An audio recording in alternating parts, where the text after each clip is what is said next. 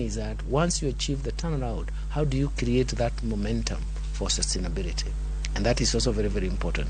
So we look at short-term policies, we look at medium-term policies, and we look at long-term policies. And the long-term policies is to make sure that public policy works. That is poverty reduction. We have to create jobs for the youth.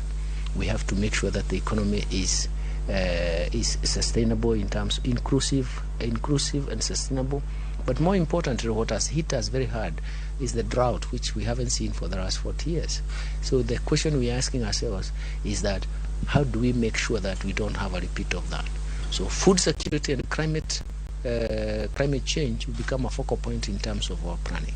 And that is what one of the things is to ask, what measures are we going to perfect in this case, so that food security and climate change becomes part of our core planning processes, but also investment.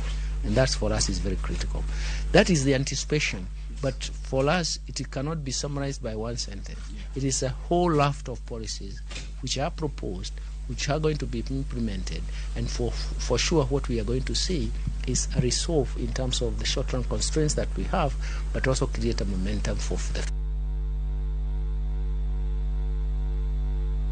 the constraints that the country is currently undergoing, the shocks that were there before, what you found in office when you came in. A lot of Kenyans have raised concerns about